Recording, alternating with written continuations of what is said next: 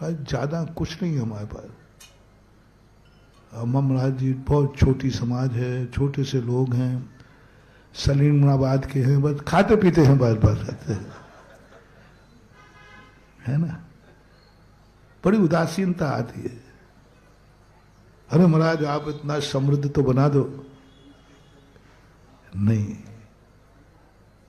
महाराज जी, आप लोग क्यों नहीं, जो आपके भक्त नहीं है वे दिन दूने रात छोड़ने फल फूल रहे, और जो आपका धर्म करते फल, उनके लिए बड़ी परेशानी होती है। ये हम लोगों की मोनोपोली है, ये हम लोगों की, भक्तों को हम ज्यादा देंगे ही नहीं। ज्यादा चाहिए है तो दुश्मन बनो। भक्त बनना है क्योंकि हमें दिख रहा है उस अमीरी में उनके परिवार की मौत है, इसलिए इतना ही तुम्हें मिलेगा जिससे कभी चोर का चोरी का भाव न हो और पूरी जिंदगी तुम अच्छी तरह जी सको, पूरी जिंदगी को अच्छी तरह जी सको। जितना जितना हम अमीरी पे जाते हैं उतने उतने खतरे बढ़ जाते हैं। आप यात्रा कर रहे हैं, दो व्यक्ति, एक के थैले में कुछ भी नहीं है और एक के थैले में 1 करोड़ रुपया रखा है या 1 किलो सोना रखा है। अब बोलो, दोनों की यात्रा में ब्लड प्रेशर नाप लेना दोनों का। वो जो खाली हाथ है वो तो घरदारे लेकर, और इसकी नींद हराम हो रही। जो चीज नींद हराम कर दे वो सुख कैसा, और जो नींद दिला दे वो दुख कैसा। बहुत अच्छा लक्षण, मोटिवेशन दे रहा हूं। जिस कारण से नींद हराम हो जाए वो सुख कैसा, जिस कारण से मौत की संभावना हो वो सुख कैसा, जिस कारण से सब कुछ लुट जाए वो सुख कैसा, जिस कारण से परिवार के लोग सारे मर गए वो सुख कैसा, कैसा। जब गुजरात में भूकंप आया तो पहले 8-8 मंजिल के मकान थे, वे झोपड़ी वालों को तुच्छ गिनते थे, तुच्छ गिनते, बहुत तुच्छ गिनते थे।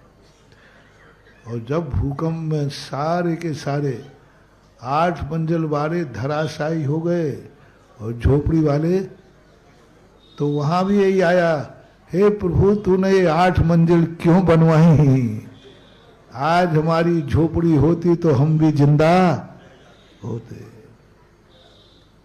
झोपड़ी होती, सब झोपड़ी वाले जिंदा हो, गिरे तो थोड़ा मोर सिर फूट गया, लेकिन वो 8 मंजिल वाले गिरे तो बचे नहीं।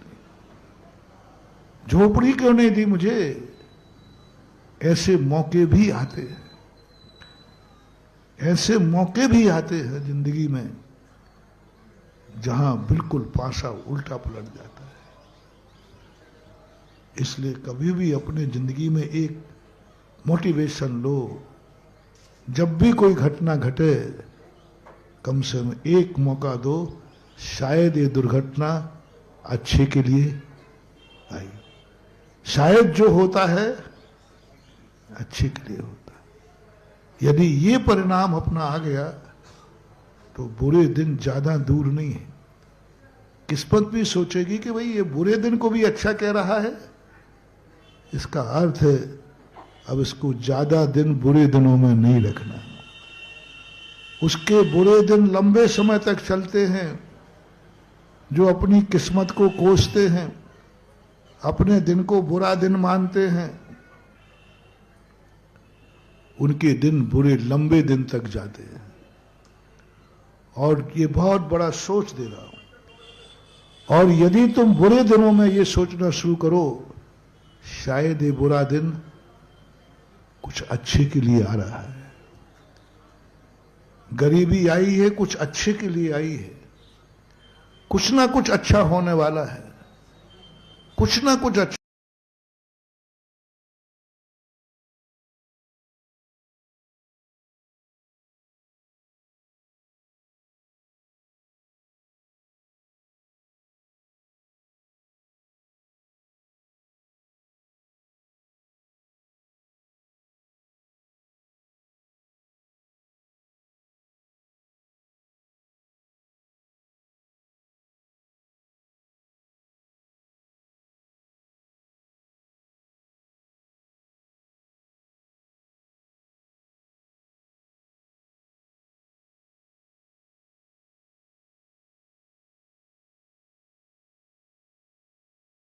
होने वाला है।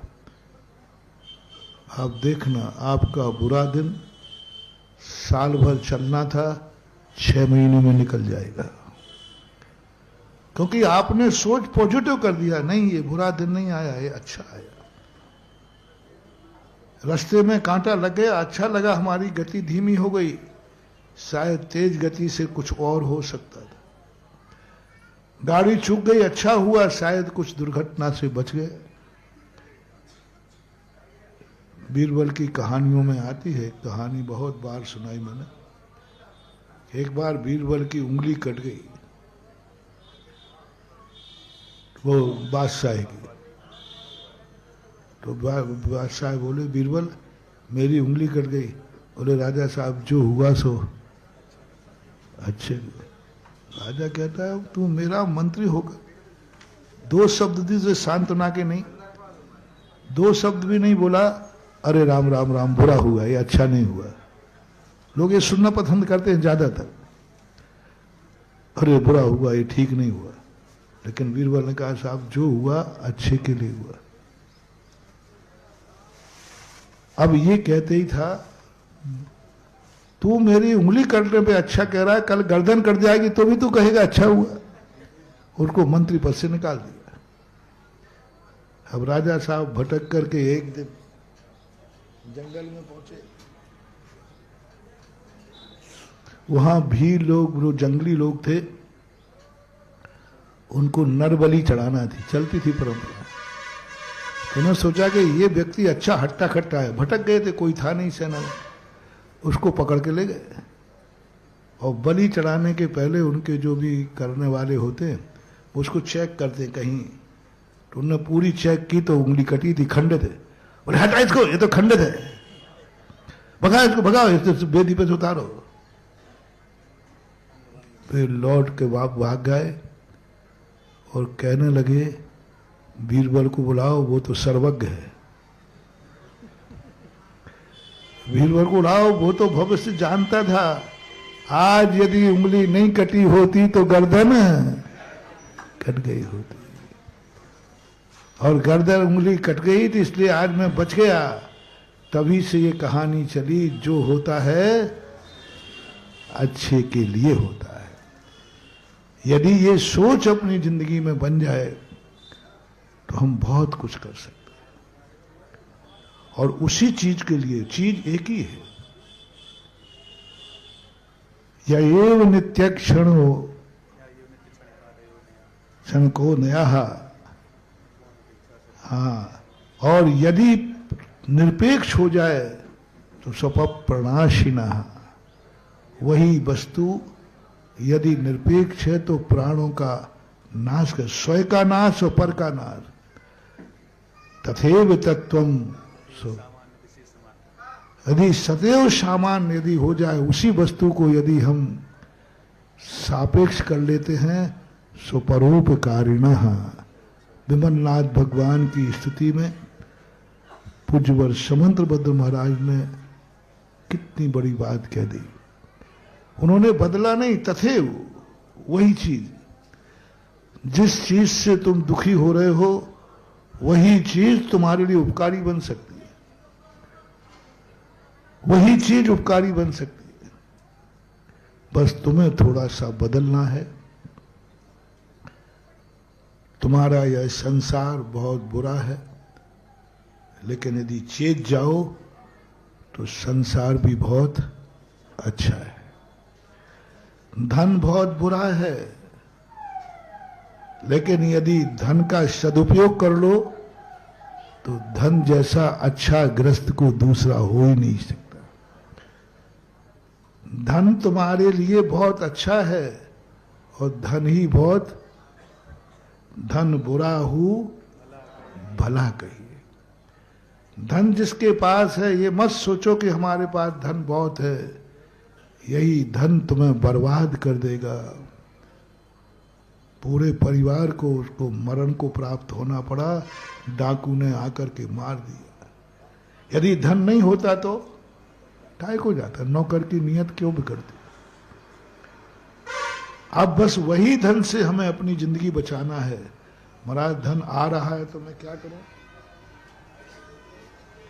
धन आ रहा है तो मैं क्या करूं? है, अब किस्मत से मिला है तो क्या करूं? 84 लाख योनियों में मात मनुष्य पर्याय एक ऐसी, मनुष्य पर्याय में भी आर्यखंड एक ऐसा है जहां व्यक्ति दुर्घटना को सुघटना में बदल सकता है। सारे तुम्हें जन्म से, किस्मत से दुर्घटना के साधन मिले,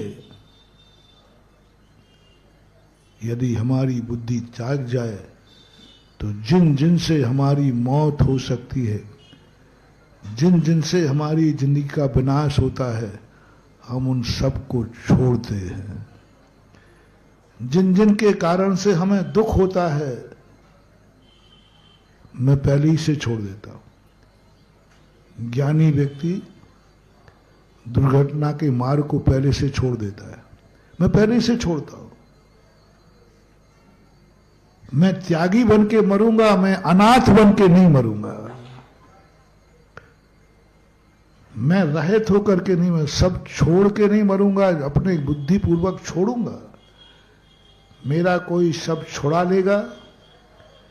छुड़ा लेना भिखारी का काम है और छोड़ देना भिक्षु का काम है। सबको छूटना तो है ही, लेकिन छोड़ दो,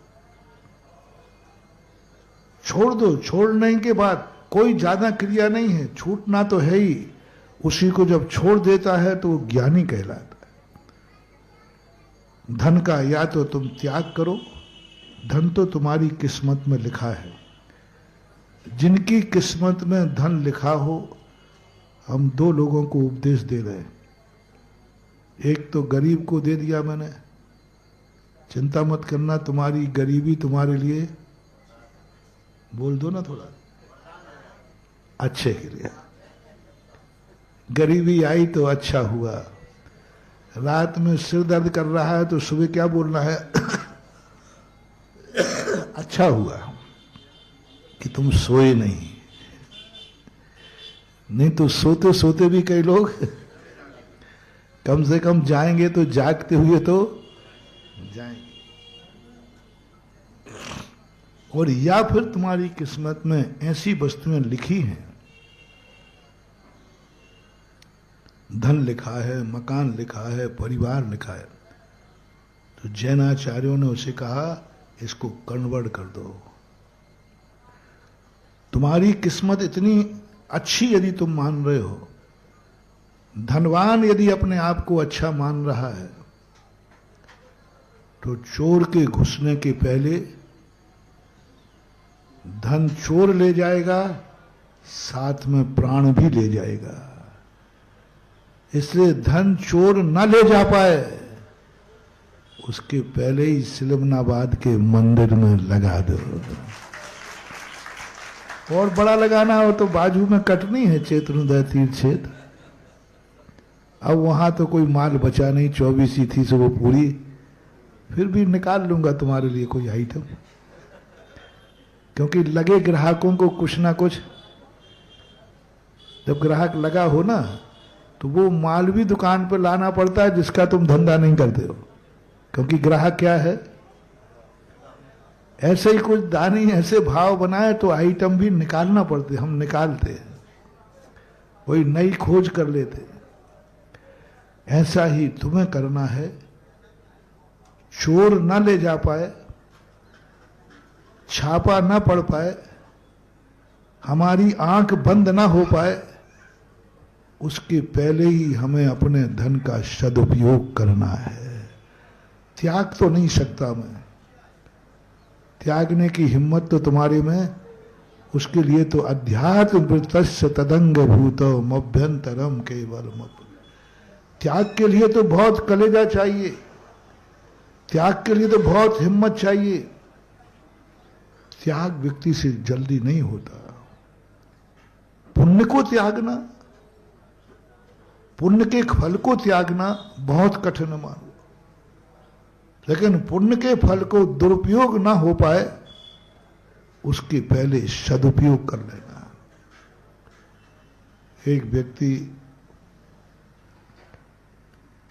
पैसा रखे था, 2-2.5 लाख रुपया थे।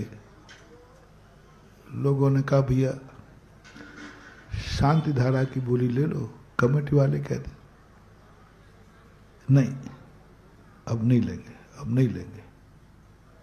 वो इधर ना कर रहा था और गाड़ी में रखा हुआ पैसा उस समय चोर निकाल रहा था। जब वो लौट के पहुंचा तो वो 2-2.5 लाख रुपया और मेरे पास आया, बोले महाराज जी मेरी चोरी हो गई। अब मैं भी बैठा ही था तो मुझे तो उसकी गर्दन याद थी। मैंने कि भैया एक भगवान के नाम का था, एक चोर का नाम, शायद शांति धारा ले लेता तो एक आध तो बच ही जाता। चोर ले गया, धन भी गया और चोर ने पता नहीं उस धन का क्या करेगा, कौन सा पाप करेगा, क्या करेगा। और उसी धन ने एक व्यक्ति को चोरी का भाव बना दिया। उस धन ने एक को पापी बनाया और धन भी पाप में गया। और यदि दान देने का भाव आता तो धन भी पुण्य में जाता और तू भी पुण्य कमाता और सब तरफ से पुण्य था। जब ऐसा मौका आए, जब पुण्य तुम्हारे पास बचा हुआ रहे, तब ऐसा विचार करना चाहिए, मैं मरने के पहले अपने जीवन को दुरुपयोग नहीं होने देंगे। हम धन का सदुपयोग करेंगे, त्याग हम कर नहीं सकते, इतना साहस नहीं है, लेकिन चोर के हाथ में जाने नहीं देंगे। पसीने की कमाई है और छोड़ के हम जाएंगे नहीं। बस इसीलिए ये परंपराएं, मंदिर भगवान के लिए नहीं बनाते हैं, ये मंदिर भगवान के लिए नहीं बनते हैं, उन पुण्य आत्माओं के बनते हैं जिनके धन में चोर के हाथ में नहीं जाना लिखा है। नहीं, हर व्यक्ति नहीं बना पाए। मेरा धन पापी के हाथ में नहीं जाएगा, मेरे धन से पाप नहीं हो सकता, इसलिए उस धन का पापी के हाथ में ना चला जाए, उस धन से पाप ना हो जाए, इसलिए ये धर्म के आयतन बनाए जाते हैं। धन भी पुण्य में गया, तुम्हारा भी पुण्य हुआ और एक जनीन देव का मंदिर बन गया। जब भी ऐसे तुम्हें निमित्त मिलते हैं, अवभाग्य मानना चाहिए। अपने आप को गरीब नहीं मानना, अपने आप को ये मानना कि हमारी जिंदगी में हमें धन का सदुपयोग करने की, ये 3 गति धन की मत होने देना, 3 गति धन की मत होने देना। त्याग तुम कर नहीं पाओगे, गृहस्थ है तो वो तो तुम करोगे नहीं। दूसरा, तुम्हारा धन चोर के हाथ में न लग पाए, तुम्हारा धन पापी के हाथ में न जाए, तुम्हारे धन को देख करके किसी को पाप का भाव नहीं आवे, तुम्हारा धन देख करके पाप का भाव नहीं आया। उस नौकर को सेठ का धन देख करके क्या भाव आया, इन सबको मार डालो। किसके कारण से? धन को देख करके पाप का भाव आया, धन को देख करके पाप का भाव, हत्या का भाव आ गया, नौकर को भाव आ गया धन को देख करके। बस महानुभाव, आपके धन को देख करके किसी को पाप का भाव ना आवे,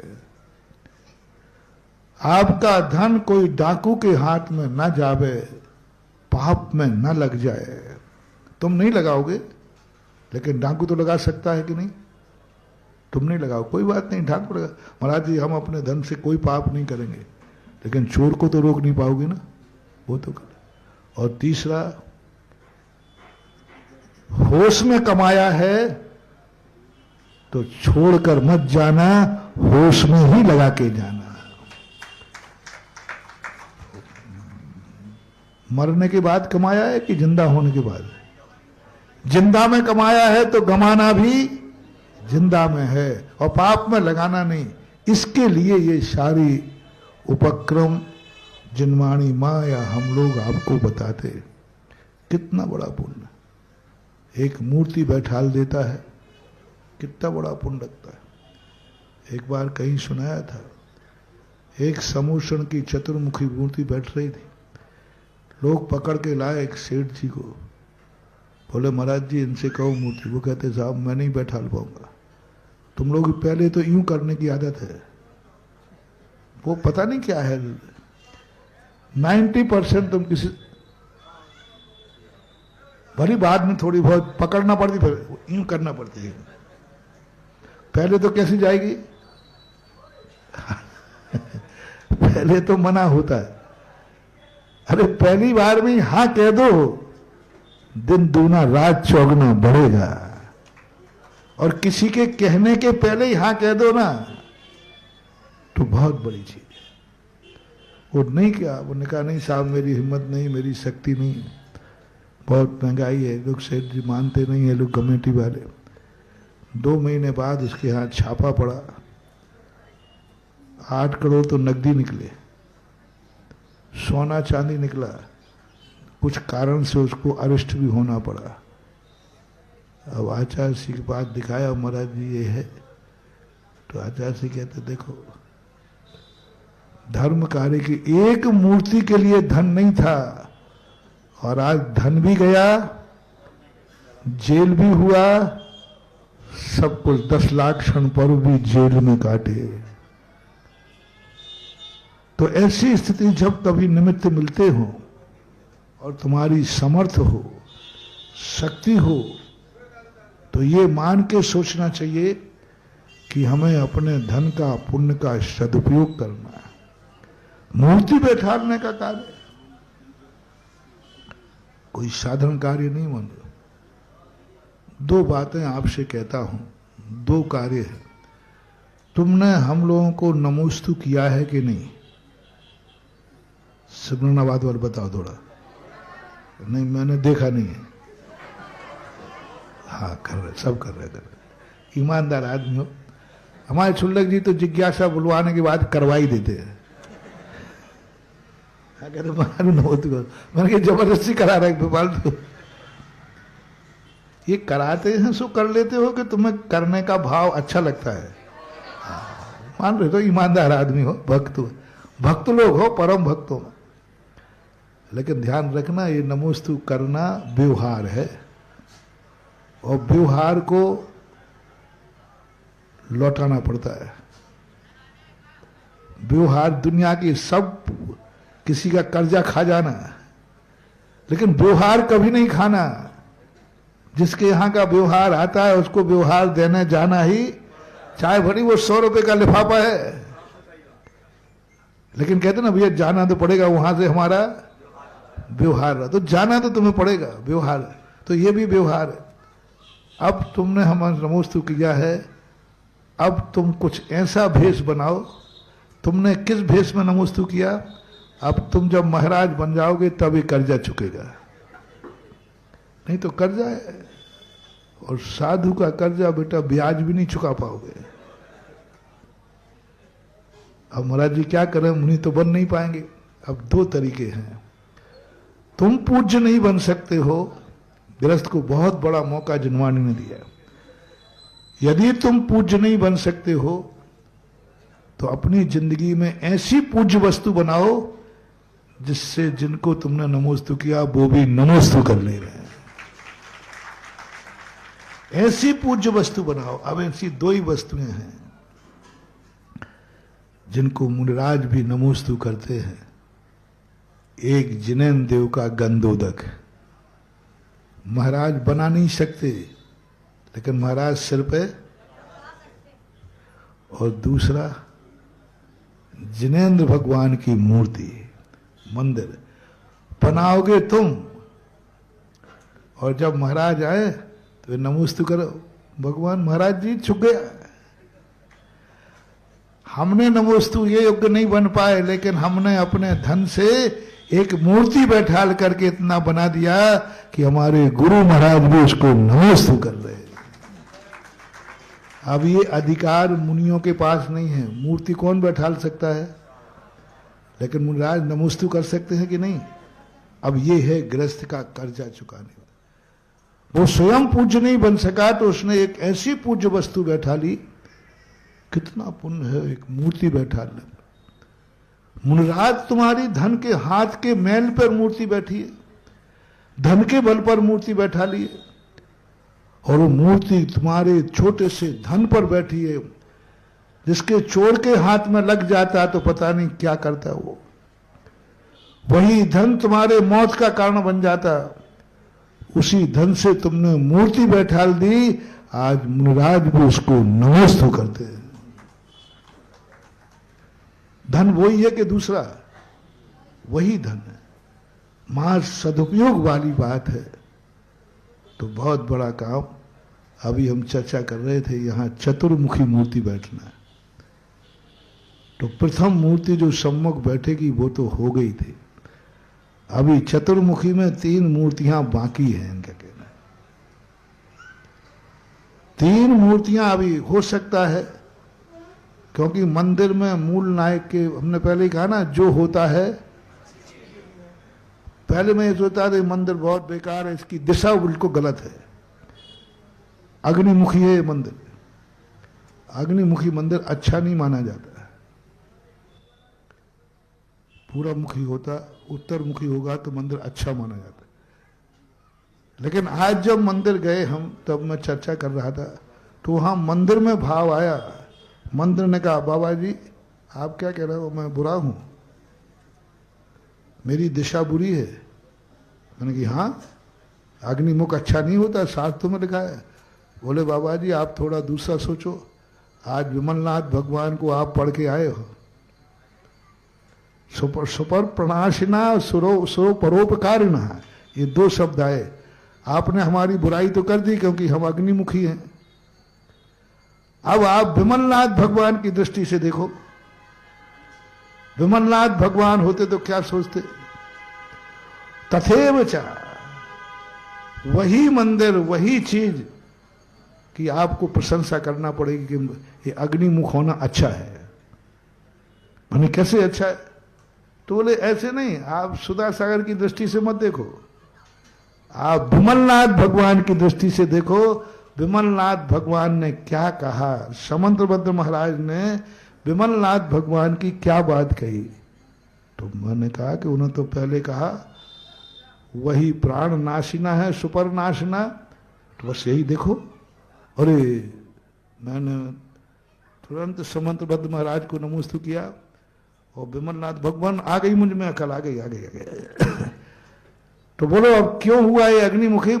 यदि सही मुख होता तो एक मूर्ति बैठालता, एक पुण्यात्मा का कल्याण होता। अग्निमुख होने से 4 पुण्यात्माओं का कल्याण होता।